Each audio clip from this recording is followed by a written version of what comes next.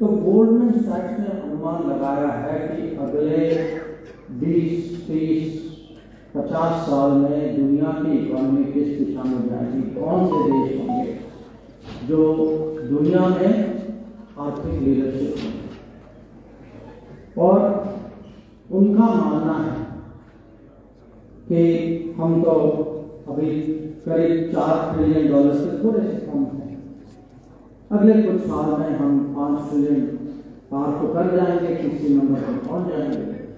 पर अगर आप देखें कि ये विकसित भारत की यात्रा अमृतकाल के दौरान जो होगी, इसमें भारत जो है जरूर अमृतकाल के समय में माने 100 years of independence $30 trillion economy होगा ही होगा, और 2075 तक हम $52.5 ट्रिलियन इकोनॉमी बने। तो आप ये सोचिए कि जो कुछ लोग, मैं आपकी दिशा में काम कर रहा हूँ, जो युवा पीढ़ी के लोग होंगे, जब वो मेरी उम्र के होंगे, भारत की इकोनॉमी $52.5 ट्रिलियन।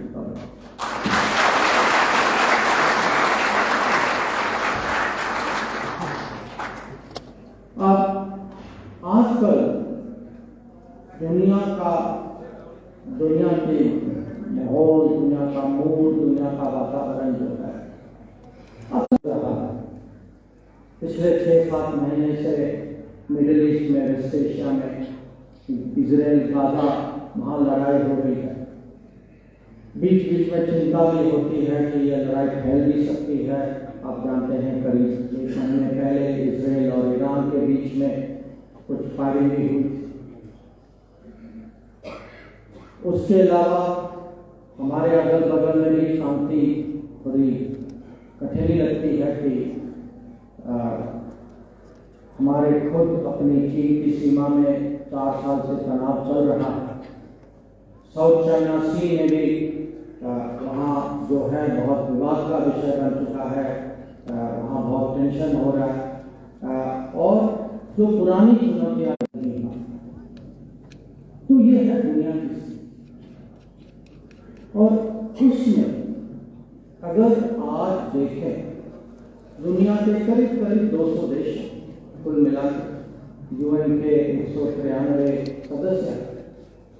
अगर कुल मिलाकर आप देखें कि दुनिया में ब्राइट स्पॉट कहाँ ग्रोथ है, कहाँ स्टेबिलिटी है, कहाँ कॉन्फिडेंस, कहाँ लीडरशिप, आप जानते हैं कि वो भारत है। तो विकसित भारत की यात्रा के लिए ये देश है जहां से ये यात्रा शुरू हो गई। आज ये यात्रा इसीलिए आगे बढ़ेगी क्योंकि हम सब लोगों को विश्वास है that India is the fastest growing large economy of the world, growing at 7% today, likely to grow at 8 and 9% in 20 years. अब ग्रोथ रेट के बारे में बात कर सकते हैं। कुछ लोग होंगे जो इकोनॉमिस्ट होंगे, कुछ बिजनेस वाले होंगे, उनको बारे में कहा जाता है 10 किलोमीटर हर साल 2 नए मेट्रो। तो ये सोचिए कि हमारी छवि, और छवि इसीलिए होता है क्योंकि ग्राउंड में जब प्रगति होती है तो उसका ब्रांडिंग, उसका इमेज, उसकी रेपुटेशन तो दुनिया भर में तो जाती है। पर ये अगर आप पिछले दशक में देखें, जो परिवर्तन की जो बात करते हैं, क्योंकि ये है विकसित भारत के लिए आधार कि जब हम कहते हैं ईज ऑफ डूइंग बिजनेस, कि ईज ऑफ लिविंग, कि सामान्य नागरिक के लिए, रोज के जीवन के लिए रूल नियम कैसे कम करें, ब्यूरोक्रेसी का बोझ कैसे उसको हल्का करें, या जैसे मैंने आपको कहा कि जो हमारा गति शक्ति इंफ्रास्ट्रक्चर प्रोग्राम जो है, इसका मैक्सिमम रिजल्ट हम कितनी जल्दी पहुंचा सकते हैं। और ये आंकड़ों में दिखाई कि 10 साल पहले हमारे इनकम टैक्स जो पेयर से थे वो 3.5 करोड़ थे, आज जो है 8 करोड़ से ज़्यादा है। पिछले 10 साल में 6 करोड़ नए प्रोविडेंट फंड के सब्सक्राइबर्स। तो अगर आप मैंने देखना चाहते हैं, आप आंकड़ों से चेक करना चाहते हैं जब प्रगति की बात करते हैं कि कितना डेवलपमेंट हुआ, और ये खुद मैंने आपने मुझे पता है कि जैसे हम एजुकेशन की बात करते हैं, पिछले दशक में करीब उतने नए कॉलेजेस और यूनिवर्सिटीज स्थापित हुए हैं जो पिछले 70 साल में, जितना 70 साल में हुआ पिछले 10 साल में उसका हमने देखा। और ये जो है इसके उदाहरण आप खुद देख सकते कि हिमाचल में नया IIT आया, IIM आया, एम्स आया, जो मुझे जानकारी है हाइड्रो इंजीनियरिंग कॉलेज आया। तो ये जो है ये मुझे और जो हाईवेज जो है हाईवेज ग्राम सड़क से लेके हाईवेज ब्रिज से लेके बड़ा आप ये सब आप देखें, आपके सामने ये दृश्य जो है जब हम डेवलपमेंट की बात करते हैं ये आपको दिखाई दे रहा है। तो जब हम विकसित भारत की बात करते हैं हम विश्वास के साथ इसको सामने रखते हैं, क्योंकि हमें पता है कि अगर अच्छी लीडरशिप हो, बहुमत की सरकार हो, मोदी जी की विजन और देश में अगर आत्मविश्वास की भावना हो, राष्ट्रीयता की भावना हो, तो ये देश जो है जरूर विकसित भारत की दिशा में बढ़ सकता है।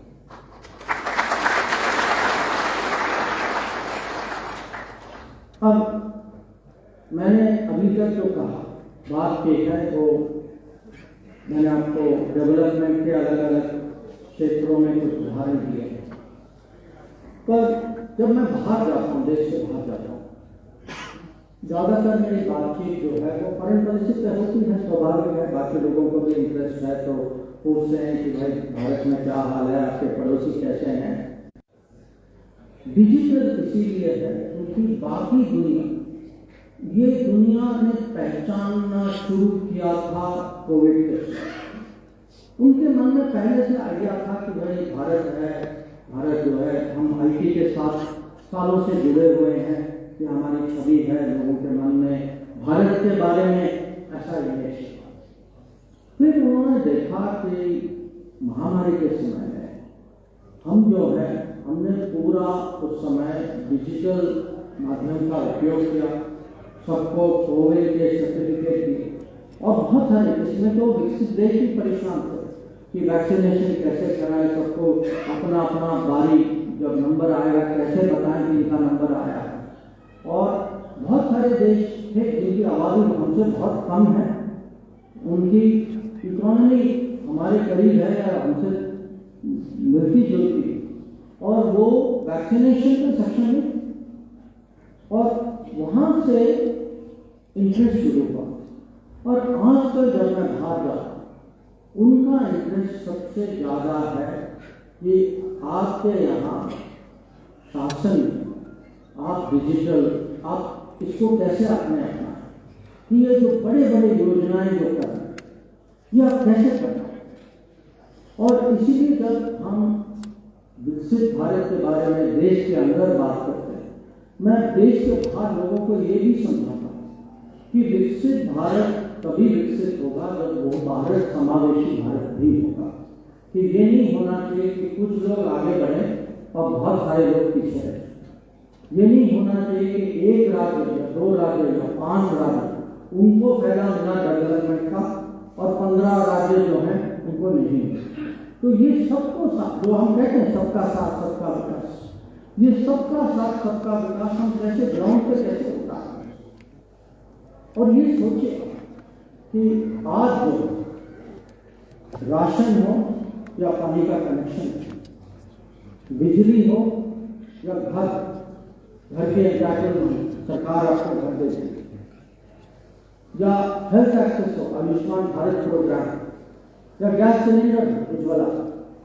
अगर आप देखें हमारे आंकड़े जो दुनिया को हैरान करें, आंकड़े इतने बड़े हैं कि देश को छोड़िए सब बड़े बड़े पूरे कॉन्टिनेंट्स हम इतने हम हर साल जो है हर महीने हम 21 करोड़ लोगों को राशन देते हैं। 21 करोड़ माने पूरी यूरोप और अमेरिका की आबादी अगर मिला दें उससे भी बड़ी।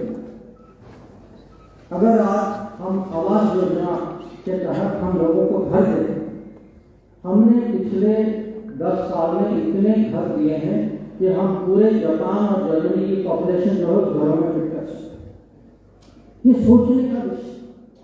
और ये मैं आपको कहना चाहता हूँ कि अगर आज दुनिया में हमारे बारे में तारीफ हो रही है, ये तारीफ इसीलिए हो रही है क्योंकि मैं हिमाचल के आंकड़े देखता हूँ कि हिमाचल में 30 लाख लोगों को राशन अन्न योजना के तहत मिलता है, कि जल जीवन में 9.5 लाख जो है कनेक्शन हो चुके हैं, कि 13 लाख लोग जो है लाभार्थी के आयुष्मान भारत के लाभार्थी, या मुद्रा में 7.5 लाख लोगों को मुद्रा लोन मिला।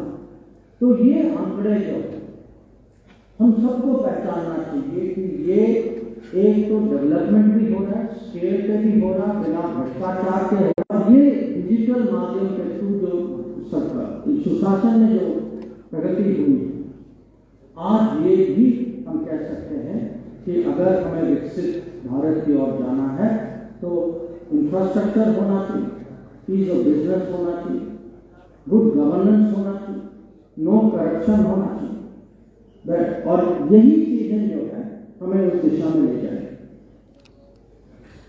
अब थोड़ी आगे की बात, क्योंकि कहीं ना कहीं सबके मन में रोजगारी की चिंता है, और अगर आज हम रोजगारी की बात करें तो जब तक इकोनॉमी आगे नहीं बढ़ेगी, जब तक कांग्रेस कमिटमेंट जो है वो मेक इन इंडिया का। मेक इन इंडिया हमारे लिए, अगर मैं कहूँगा विकसित भारत के लिए आप एक प्रिंसिपल सुनिए, मैं कहूँगा मेक इन इंडिया, कि जितना हम मेक इन इंडिया को आगे ले जा पाएंगे, और मेक इन इंडिया के लिए क्योंकि हमें तो जो भी बनाना है वो कॉम्पिटिटिव, क्योंकि हमें दुनिया के साथ कम्पीट तो करना होगा। तो अगर इंफ्रास्ट्रक्चर अच्छा है, अगर हमारी टैलेंट जो है उभर के ऊपर आए, हमारे यहाँ आप आजकल आप लोग ये भी जानते हैं कि स्टार्टअप कल्चर में काफ़ी प्रोग्रेस हुई है। हम दुनिया के नंबर 3 माने जाते हैं कि हमारे यहाँ स्टार्टअप जो है 1 लाख से ज़्यादा है, जिसमें 111 यूनिकॉर्न। तो अगर हमें जो है आगे के अवसर, टुमारोज अपॉर्चुनिटीज अगर हमें देखना होगा, तो ये जो है good governance, good infrastructure, talent, इनकी संधि जो है, तो ये सब साथ आते हैं, ये है विकसित भारत का गैर। तो हमारा कमिटमेंट है कि भारत की ऑलराउंड प्रोग्रेस होगी, और जब ये ऑलराउंड प्रोग्रेस होगी, इसी से हम जो है विकसित भारत जो है वहाँ तक पहुँच पाएंगे। तो आगे की अपॉर्चुनिटी की बात हो सकते हैं। मैं आपको थोड़ा सा विदेश मंत्री की जो कंटेक्स्ट है उसकी मेरी दृष्टिकोण से मैं कुछ 2-3 बातें आपके सामने रखता हूँ। एक कि आज दुनिया को, खासकर कोविड के बाद, दुनिया जो है चाहती है कि हर चीज पे वो चाइना पर निर्भर न हो। उन्होंने कोविड के समय में चुका था एक किस्म से। तो आज दुनिया में एक इकोनॉमी की एक डेमोक्रेटाइजेशन हो रही है कि वो चाहते हैं कि अलग अलग देशों में, अलग अलग क्षेत्रों में प्रोडक्शन जो है इसको हम कैसे बढ़ाएं ताकि सब लोग जो हैं उनको चाइना नहीं जाना हो। दूसरा विषय जो है वो डिजिटल का, क्योंकि डिजिटल में हम इतनी चीजें, हम सब लोग अपने फोन को कहते हैं ना, हम घर में भी किसी को नहीं कहते। फोन जो है हमारे बारे में बहुत ज्यादा है। हमारा डेटा जो है, हमारा डेटा शरीर के बाहर जो डेटा है वो दिमाग से भी ज्यादा डेटा। तो कोई भी जो एक्सेस कर सकता है हमारा डेटा, वो पूरे सोसाइटी को घुमा सकता है।